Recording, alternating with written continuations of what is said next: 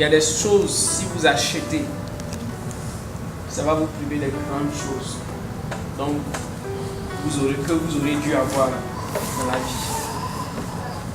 Je ne sais pas si vous avez compris ce que j'ai dit. Il y a des choses, si vous achetez aujourd'hui, de grandes choses que vous étiez censé avoir pour pouvoir faire, vous ne serez pas capable de les faire.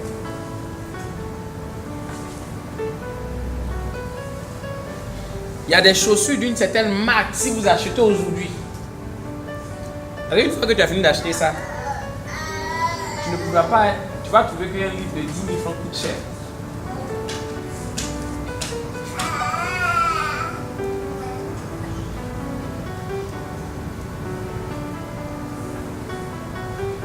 Il est temps de vous asseoir. Touche ton voisin, dis-lui, voisin, il est temps de s'asseoir. Si vous n'apprenez pas à vous asseoir, vous n'avez aucun succès. Ceux qui ne s'asseyent pas n'ont pas d'avenir. Si vous êtes en train de noter, écrivez cette phrase-là. Ceux qui ne s'asseyent pas, ceux qui n'apprennent pas à s'asseoir, ils n'ont pas d'avenir. Imaginez, vous êtes à l'université de Boaké et puis vous ne vous asseyez jamais. Ils vont vous renvoyer. Parce que pour bosser, qu'est-ce que tu dois faire? Tu dois t'asseoir. La Bible dit que celui qui a beaucoup d'amis les a pour sa pète. Tu as déjà vu ça? Celui qui a de nombreux amis les a pour sa pète. Ce n'est pas bon d'avoir trop d'amis. Parce que si tu as trop d'amis, aujourd'hui tu seras avec celui-là, le lundi tu seras avec un, le mardi tu seras avec l'autre. Mais tu auras chaque jour un ami avec qui être une journée dans la semaine. Les gens qui ont influencé et qui changent et qui influencent aujourd'hui le monde, ce sont des hommes qui à un moment donné ont appris à marcher dans la solitude. La solitude n'est pas toujours une mauvaise chose. Mais c'est qu'est-ce qu'on en fait? Vous devez apprendre à vous retirer pour être dans des endroits seuls.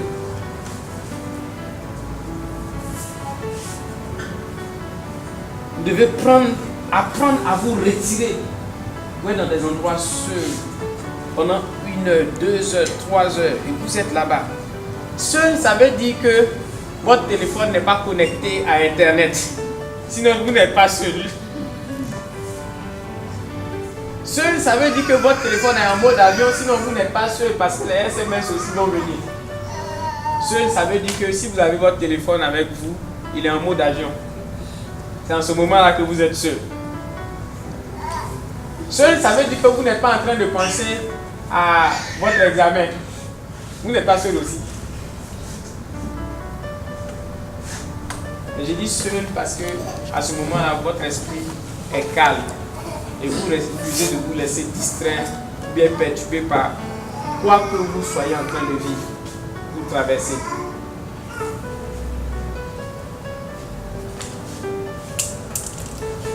Je ne sais pas si vous comprenez. C'est de cela qu'il est question.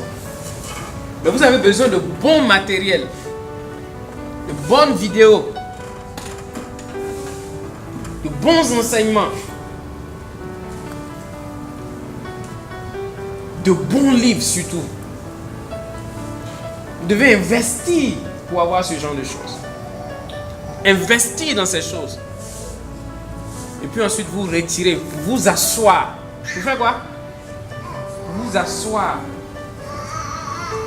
et travailler sur ces matériels pour enrichir votre personnalité.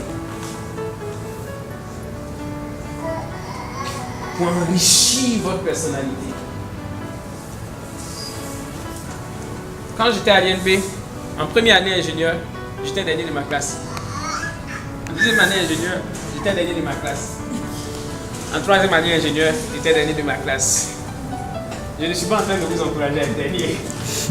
Mais écoutez, je n'étais pas dernier parce que j'étais nul. Je l'ai choisi en fait. Je vais vous expliquer pourquoi. Pourquoi je n'étais pas nul parce que j'étais dernier? J'étais dernier parce que je n'étais pas dernier, je sais pas ce que vous savez. Je vais vous expliquer pourquoi.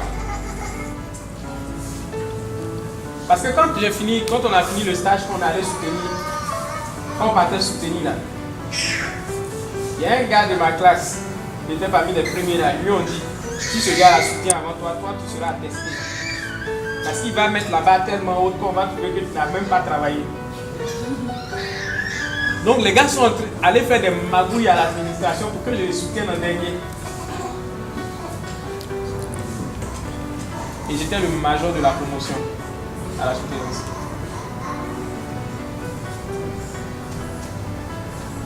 Vous comprenez pourquoi? Mais pourquoi je me suis retrouvé dernier en fait? C'est la question. J'étais en train de dire aux frères là, que si parce qu'on t'a renvoyé d'une école, tu penses que ton avenir est fichu, c'est que tu ne comprends rien de la vie. Non, frère, imagine que tu es en dernière année et puis quelque chose inattendu se produit. Bien que tu te fâches et puis bon, peut-être un gars, tu ne vas pas le faire, je sais. Et puis l'administration te renvoie. Tu t'es pas rendu, on est foutu. Si toi aussi tu mets tes mains sur ta tête, tu dis on est foutu. C'est que tu n'as rien compris à la vie. Parce que ta vie n'est pas liée à ça. Ta vie n'est pas déterminée par ça. Tu sais qu'est-ce qui définit ta vie? Ce que tu apprends. Ce que tu investis en toi. Je m'en fichais carrément qu'on me renvoie. Parce que j'avais découvert comment faire tout ce que je voulais dans ma vie. Je veux faire quelque chose, je n'ai qu'à acheter des livres qui en parlent de... Mais pas n'importe qui. Des livres de gens qui ont déjà fait ce genre de choses. Qui en parlent. Et je m'assois et j'étudie ça. Puis je vais me mettre à le faire. Je me suis rendu compte que je peux faire tout ce que je veux indépendamment de ma formation initiale, de mon origine, et rien du tout ne pourra m'arrêter. Je me suis rendu compte que tout était possible. Tout était possible. Alors, je me suis rendu compte que f de x égale à y n'allait en rien m'aider à acheter le jet privé que j'ai envie d'acheter. Oui, parce que j'ai prévu acheter un jet privé en 2020. Ça, chaque année, j'en parle. Et en 2020, moi, je dois acheter un jet privé. Bon, c'est une des raisons pour lesquelles j'ai démissionné de Boulot aussi, parce que si tu vas acheter du jet privé en 2020 et puis on te paye à 500 000 francs et puis tu n'arrives même pas à économiser 100 000. Bon, hier, on en a parlé. Tu n'arrives pas à économiser 100 000 francs dedans et tout ça avec tout ce qui arrive et autres. C'est clair que ton 2020 est en danger. Par contre, je dois être émergent.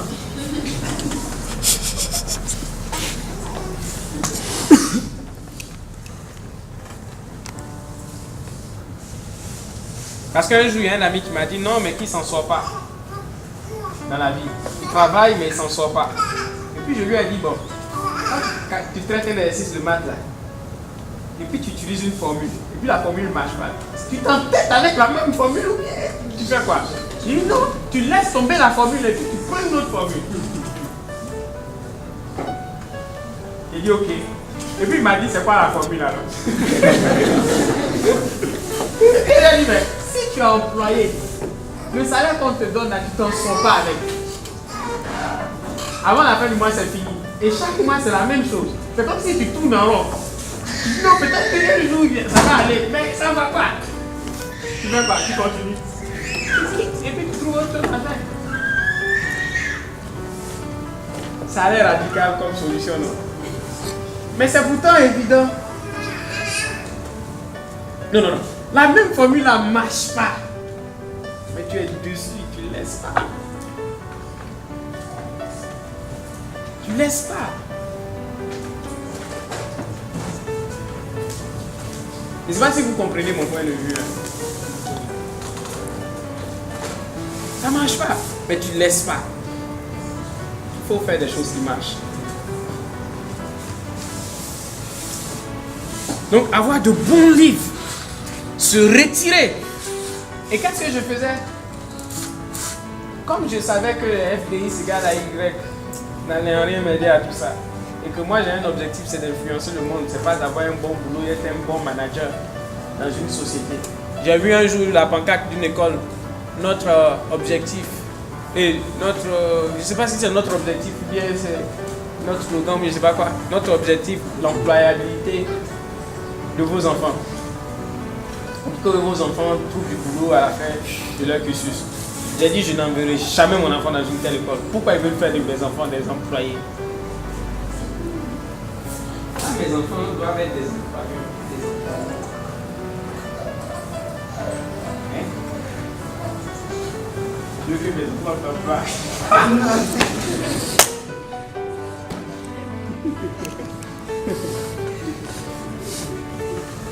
Non, quand vous m'écoutez parler, est-ce que vous êtes d'accord que mes enfants seront des employeurs? Est-ce que vous croyez ça? Hein? Ou bien vous ne croyez pas? Ils seront des employés, pas des employés. C'est pourquoi je ne peux pas les envoyer dans une telle école. Oui. Oui, parce que les enfants sont censés faire plus que le père. Plus.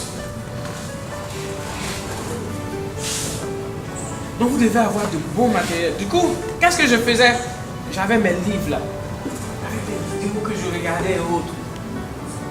Je passais plus de temps à étudier ces choses. Maintenant, quand on avait des devoirs que je devais bosser, je bosse jusqu'à un peu, je me dis, mais bon, ça, est-ce que ça vaut 12? Vous voyez, la moyenne à l'INP, c'est 12. C'était juste la moyenne que je voulais pour passer en classe supérieure. Je ne cherche pas à être premier, ça ne m'intéresse pas. De toute façon, est-ce que ça vaut 12? Ok, c'est bon, d'accord. Je me concentre. Bon. Oui, il y a deux. Imaginez, il y a deux gars à l'école. Il y a un qui bosse dur. Peu importe ce qu'il bosse, mais il bosse dur. Comme ça, quand il va finir, il va avoir de bonnes notes. Et puis, il va pouvoir travailler dans l'une des meilleures compagnies du pays. On dit la société vient recruter les meilleurs. Pendant ce temps, il y a un autre gars, lui, il bosse dur. Imaginez, il travaille dur pour avoir de bonnes notes. Comme ça, quand il va finir, il va pouvoir travailler dans une société ici. Il y a un autre qui travaille dur. Il bosse aussi. Super dur. Mais lui, il bosse dur. Comme ça, quand il va finir, il va acheter la société XYZ. Est-ce que vous pensez que les deux gars bossent la même chose? Il y a un qui bosse pour avoir de bonnes notes, comme ça il va travailler dans la société XYZ. Et l'autre bosse, comme ça quand il va finir, il va acheter la société XYZ. Est-ce qu'ils bossent la même chose? Mais je sais qu'il y a beaucoup qui bossent qui travaillent dans la société XYZ. Mais ce matin, cet après-midi, je suis venu vous challenger. De commencer à bosser pour acheter la société XYZ.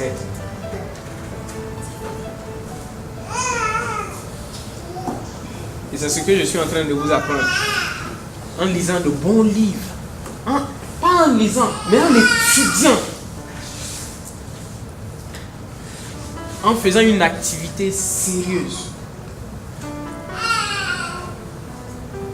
Peut-être qu'aujourd'hui, tu n'as pas la capacité de faire certaines choses. Tu n'as pas le courage de démarrer certaines choses. C'est parce que ce n'est pas encore en toi. Comment avoir ça en toi? Trouve les bons livres et étudie ça suffisamment longtemps. Il a dit comment? Suffisamment longtemps. Et tu verras que tu feras naturellement les choix qu'il faut, sans aucune crainte. Même quand tout le monde va te dire, attention, ceci, cela, toi tu es calme. Parce que tu sais ce que tu es en train de faire. Tu sais où tu as mis les pieds. Et tu sais qu'est-ce qui va arriver sur la route. Et tu es préparé à ça. Et tu sais comment l'histoire va finir. Pourquoi? Parce que quand tu lis un livre, du moins un bon livre, le gars qui a écrit le livre, parfois il a pris 20 ans de souffrance pour arriver au niveau où il est. Et puis il a écrit le livre. Si tu lis le livre sérieusement, non, si tu ne lis pas, mais si tu manges le livre, voilà, il y a une différence. Si tu manges le livre, c'est-à-dire si tu étudies sérieusement le livre, qu'est-ce qui va se produire? Tu pourras faire en 20 mois ce que le gars a pris 20 ans pour comprendre de faire. Parce que tu seras comme si, après avoir mangé le livre, tu auras l'impression d'avoir fait les erreurs qu'il a faites. Et tu tireras les leçons qu'il a tirées. Et tu vas éviter ce qu'il a évité. Il y a un de mes aînés dans la foi qui m'a dit, quand j'étais encore à l'INP, il m'a dit, l'homme sage apprend de ses erreurs. Mais l'homme très sage apprend des erreurs de ses dévanciers. Et moi, j'ai complété en disant, l'homme sage n'apprend pas seulement, apprend de ses erreurs et autres. Mais il n'apprend pas seulement des erreurs de ses dévanciers, mais il apprend aussi les pas que ses dévanciers ont posés. En plus de leurs erreurs, pour arriver là où ils doivent être.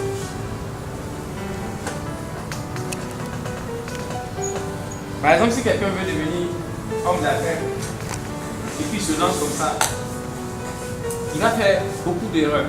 Il y a un livre que je cherche à écrire. Je ne sais pas si je vais avoir le temps de l'écrire rapidement. Et pour le moins, je peux le livre à écrire. Pour apprendre aux gens comment on fait les affaires.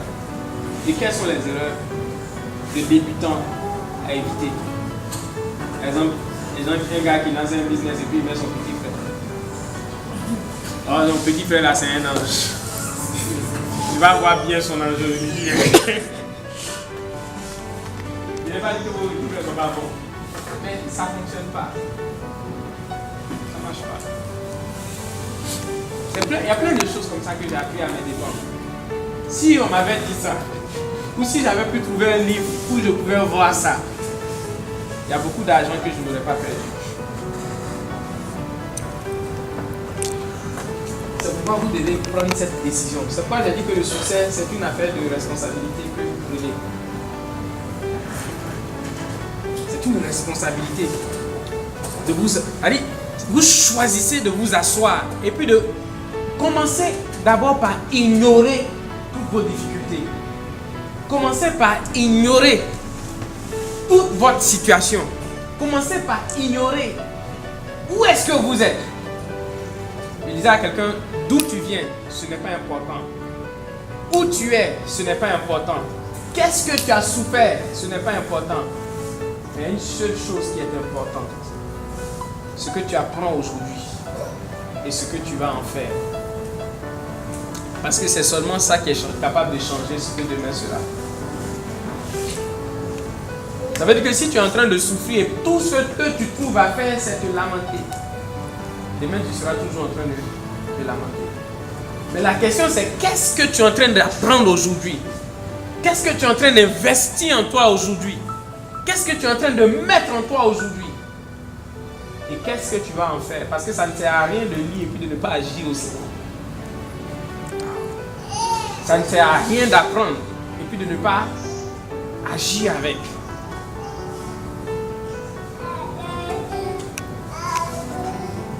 Ok. Maintenant, quand tu as fait ça, quand tu fais ça, tu es en train de faire mind management, tu es en train d'investir dans ton mind, tu es en train de, je sais pas, mettre quelque chose dans ton esprit. C'est une activité personnelle. Tu dois avoir un calendrier fixe pour t'asseoir calmement et puis étudier. Avoir un carnet de notes. Tu notes, tu soulignes les trucs que tu lis et tout ça. Et puis tu marques les actions que tu vas poser, les expériences que tu vas effectuer. Mais ensuite, il a dit, garde ton cœur. Pendant que tu investis en toi, le monde va aussi chercher à investir en toi. Et tu dois refuser que le monde investisse en toi. Parce que quand tu fais un champ de maïs, quand tu as bien nettoyé et puis tu as sémé ton maïs, on ne plante pas mauvaise herbe. Ça pousse. Ça veut dire qu'il y a de mauvaises choses qui vont essayer